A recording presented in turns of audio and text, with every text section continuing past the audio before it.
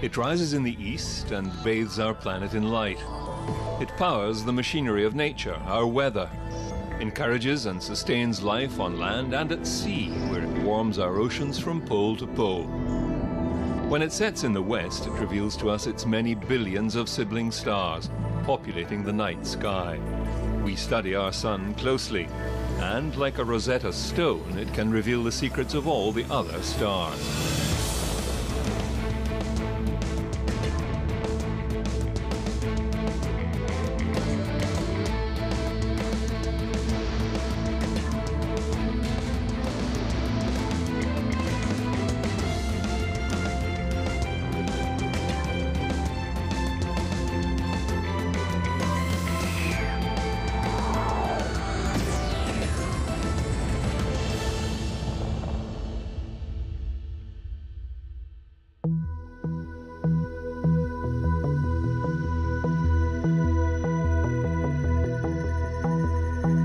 You cannot study the sun in isolation. The influence of its power throughout the solar system it created is persuasive and dominating. The heliosphere is an immense magnetic bubble extending beyond the orbit of Pluto. It contains the solar wind of high and low-speed energetic particles and plasma that originate at the surface of the sun. After traveling for 36 years and 19 billion kilometers, the Voyager 1 spacecraft has reached the edge of this heliosphere. Voyager 1 has left the bubble around the sun and entered interstellar space, the space between stars. There, it still senses the shock waves emitted by the sun, which sound like this.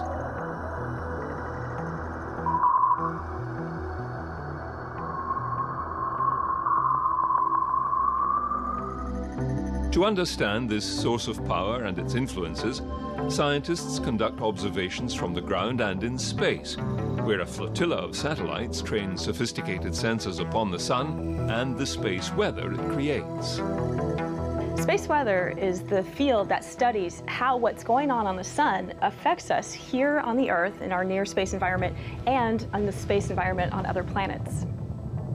The effects of space weather are so complicated because we have to understand what's going on at the sun, as well as all that stuff traveling through interplanetary space, how that affects us here on the Earth and throughout the heliosphere, that we need an entire fleet of instruments to look at these various effects.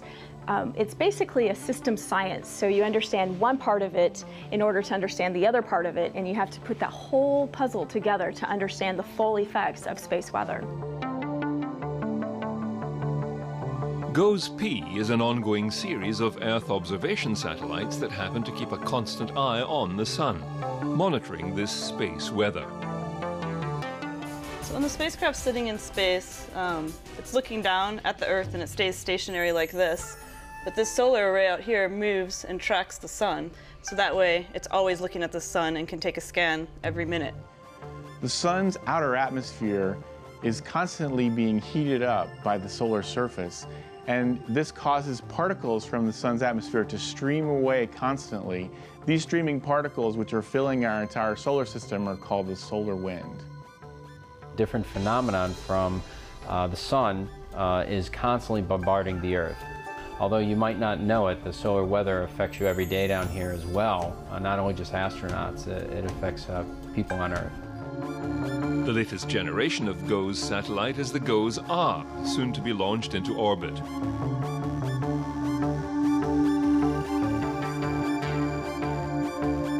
Other low Earth orbiting platforms include ESA's microsatellite Proba 2, testing new technology, and PICAR, sponsored by CNES, the French space agency.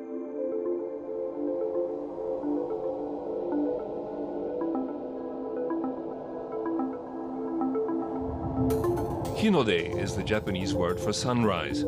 It is a joint mission between JAXA, NASA, and ESA to study the sun's magnetic cycles. Its close-up study has revealed the complex granular textures of the sun's surface and insights into solar flares. A solar flare is a huge release of energy. that converts the magnetic energy of the sun into heat, into light. It accelerates particles and can really heat up the plasma in order of minutes to over 60 million Kelvin. For a large eruption, the sun produces a flash of light, which we call the solar flare. It also produces a huge ball of material traveling away from the sun we call a coronal mass ejection. And both of those phenomena can accelerate subatomic particles, which we call solar energetic particles. These three things together make up a solar storm.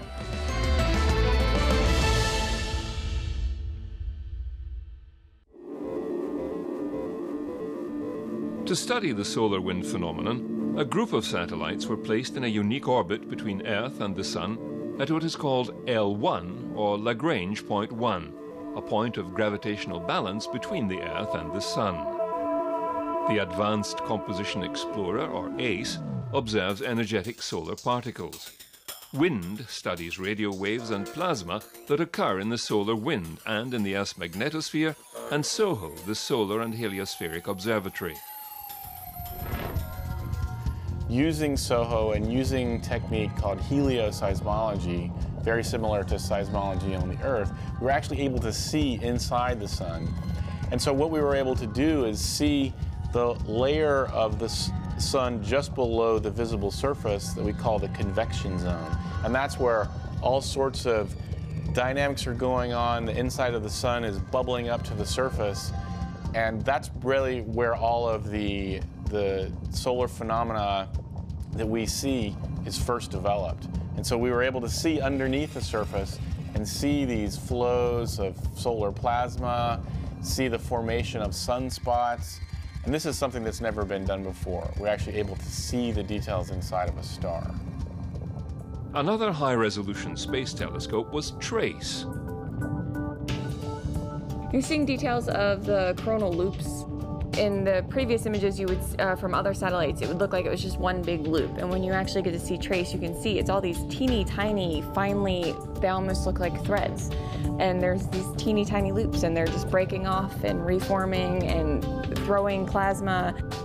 Using X-ray and gamma-ray solar flare imaging, RISI explores the particle physics behind solar flares. Another event subjecting the solar system to bombardment is the CME, or coronal mass ejection event. A coronal mass ejection, or CME, is an eruption of plasma from the sun that shoots out into space, and it could affect us here at Earth if that big ball of plasma were to hit us. NASA's twin stereo mission has one spacecraft orbit the sun ahead of the Earth and the other behind, providing a stereoscopic view of the sun to better understand these coronal mass ejections and the energetic particles of plasma. Solar energetic particles are particles of plasma that are accelerated at the flare site from the energy that's released in the flare. And these particles could be accelerated up to almost 80% of the speed of light. And a coronal mass ejection, when it's traveling so fast, creates a shock, and that can create solar energetic particles.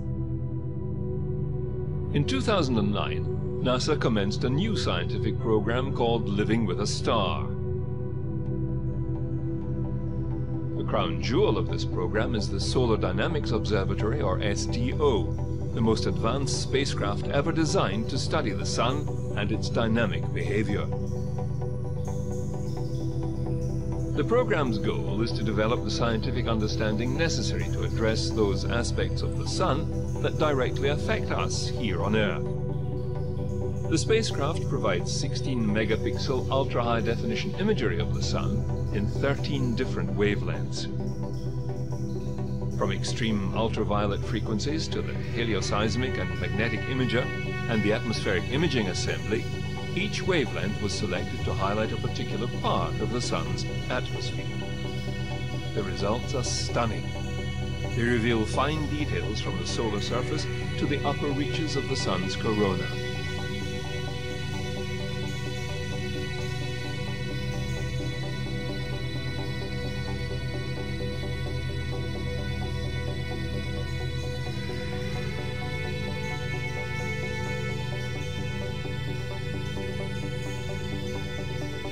These solar events dwarf our planet, and the science has brought a renewed focus back to Earth's protective magnetic field. We are protected here on the surface of the Earth from solar flares and coronal mass ejections when they impact the Earth, due to the magnetic field of the Earth called the magnetosphere, which deflects the magnetic field and the energetic particles, as well as the atmosphere, which absorbs the higher levels of radiation.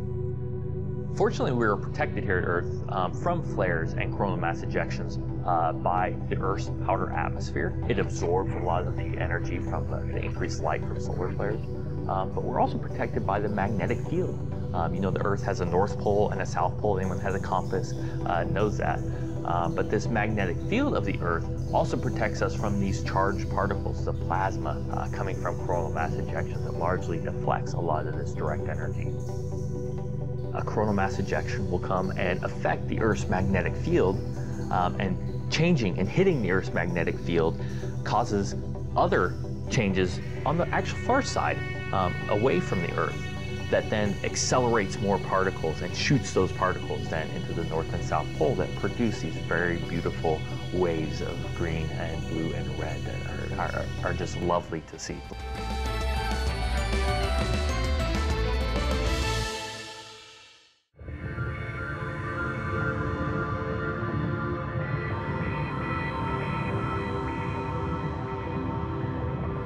The sun is powered by a process called fusion, and that happens at the very core of the sun, where it is so intense, so hot, and so dense that protons fuse together and create helium.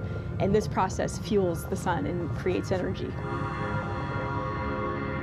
As the energy moves outward, boosted by magnetic fields, the temperature drops. Up until that point, everything makes sense in that the hottest part is in the middle and everything gets gradually cooler as we move away. But then something very interesting starts to happen, which is that it starts to get hotter again. This layer, where the temperature begins to rise again, is called the chromosphere. It lies between the photosphere and the corona, which is the hottest part of the sun's atmosphere. To discover how this corona is powered, another mission called IRIS was launched in 2013. IRIS carries a single ultraviolet telescope and imaging spectrograph, whose tight resolution allows it to see features as small as 240 kilometers on the sun's surface. IRIS's first images showed a multitude of thin, fibril-like structures that have never been seen before, revealing enormous contrasts in density and temperature occurring throughout the region.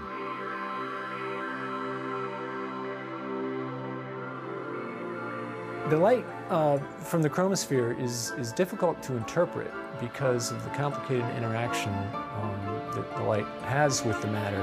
It bounces around, if you will, many times before its final bounce towards us. And this means that that interaction between light and matter needs to be modeled in great detail, due to not just advances in computational power of computers, but in the computational techniques that have been developed by the IRIS team.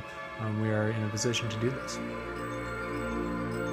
Data collected from the IRIS spacecraft has shown that the interface region of the sun is significantly more complex than previously known. Although the corona is extremely hot, millions of degrees, it's at a low density, so it doesn't actually take a lot of energy to heat it to that temperature. The chromosphere, on the other hand, is a much higher density, albeit lower temperature.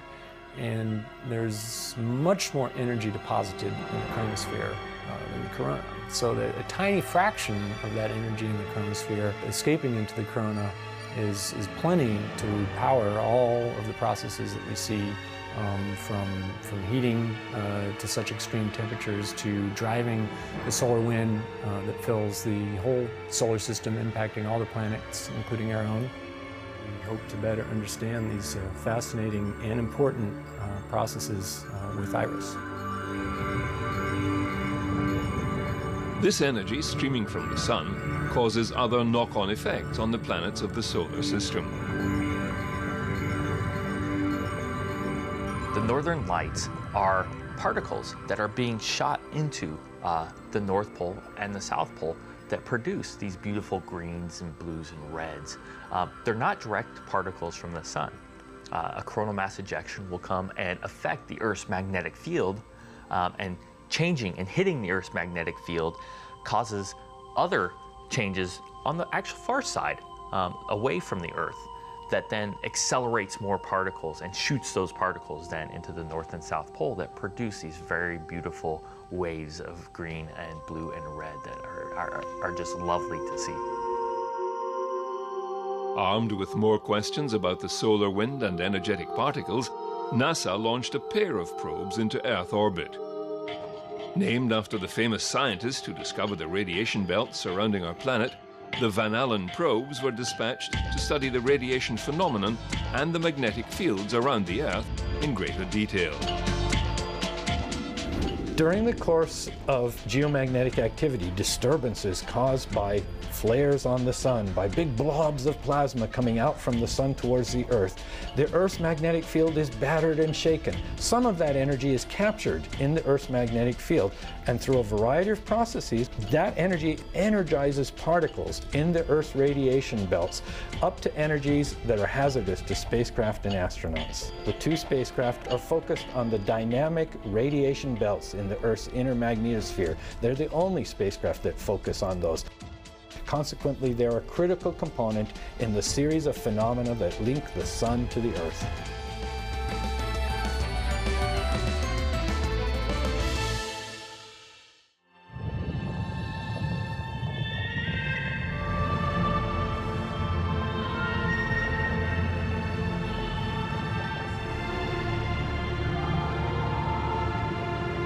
Solar flares and CMEs are all driven by magnetic reconnection. This is where the sun churns up the magnetic field that's inherent in it, and then it causes oppositely directed magnetic fields to then annihilate.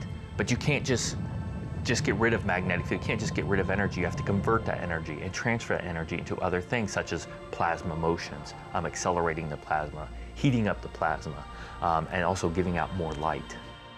We are protected here on the surface of the Earth from solar flares and coronal mass ejections when they impact the Earth due to the magnetic field of the Earth called the magnetosphere, which deflects the magnetic field and the energetic particles, as well as the atmosphere, which absorbs the higher levels of radiation. But this magnetic field of the Earth also protects us from these charged particles, the plasma coming from coronal mass ejections that largely deflects a lot of this direct energy. The phenomenon of magnetic reconnection is not well understood, so NASA has launched a multi-satellite mission called MMS to try to unlock the secrets of our magnetic field. The MMS mission is a mission consisting of 4 spacecraft which will fly in close constellation to measure a process called magnetic reconnection. The universe is full of plasma and it's full of magnetic fields, and all over the place in the universe you have one plasma colliding with another. An example of that is the solar wind coming in and colliding with Earth's magnetosphere. And then the magnetic energy in the plasma, some fraction of that magnetic energy is converted very rapidly into plasma energy. So you can think of it as kind of like a magnetic explosion. And the reason this is important is because these explosions drive a lot of the weather patterns that we see in the magnetosphere, and so what space scientists like to refer to as space weather. And these space weather phenomena can have impact on our everyday lives. It can actually affect communication satellites, the power grid. So we'd really like to understand how these magnetic explosions work. We need to measure reconnection in more than one location. We need to measure it in basically how it varies in space, how it varies in all 3 spatial dimensions. And that requires a tetrahedron. The additional fantastic benefit that provides is that it will actually enable us to recognize that we're looking with a reconnecting region much easier than a single spacecraft. The ideal situation is that we would like the 4 spacecraft to kind of be surrounding this region where the explosion is happening. So the separation of the spacecraft is about 10 to 100 kilometers, which may seem like a long distance. But in terms of the magnetosphere, which is absolutely huge, this is really a microscopic region that we're trying to cover. MMS has, in a nutshell, 2 orbital phases which are designed to study reconnection. On the day side, basically you have a situation where the solar wind is just constantly running into Earth's magnetic field. And this is really great for MMS because we know that at some point MMS is going to encounter this region, and our hope is that since this process is always happening, we're going to get lucky and actually fly right through the magnetic explosion as it's happening. Now on the night side, the situation is a little bit different. So what happens is you have a more gradual buildup of magnetic energy in the tail, and these reconnection processes, these magnetic explosions, can just sort of pop off randomly. We don't really know when it's going to happen or where it's going to happen in the tail. We need to understand both of those if we want to understand how the magnetosphere works, and we believe that both of those scenarios are also very important for other applications, such as on the sun, in the solar wind, in planetary magnetospheres, and in many astrophysical objects, as well as in the laboratory. We hope that it's going to allow us to improve our models so that we can put the right physics in it and actually make predictions about where and when reconnection is going to happen, and this will help us make our space weather models more predictively powerful. The instruments that are actually going to be measuring the particles in space are collecting them much more rapidly at a much higher cadence than they have on previous missions, about a factor of 100. So whereas it would take a previous generation particle instrument about 3 or 4 seconds to build up a whole picture of the sky, it's going to take MMS about 30 milliseconds. So it really is sort of game-changing technology. The current 24 or so operating satellites will be enhanced with new missions under development. The Japanese Space Agency will be launching their next solar physics satellite, Solar C. The Indian Space Agency will be launching Aditya to study the Sun's coronal mass ejections and magnetic field structures. The Deep Space Climate Observatory will maintain real-time solar wind monitoring capabilities critical to the accuracy and lead time of space weather alerts and forecasts. The European Space Agency's Solar Orbiter will be launched in 2018 and fly closer to the Sun than the planet Mercury to study how the Sun creates and controls its heliosphere. Also planned for a 2018 launch is NASA's Solar Probe Plus. It will approach the Sun more closely than any other probe before, at just 3.8 million miles from the surface of the star. Scientists have long wanted to send a probe through the Sun's outer atmosphere. The spacecraft will be exposed to temperatures approaching 1,370 degrees Celsius. Together, they will continue to monitor, study, and discover the secrets of this nuclear anvil that supplies us with light and life. Aside from the science, the images captured reveal to us the beauty and power of this, our nearest star, in all its grandeur.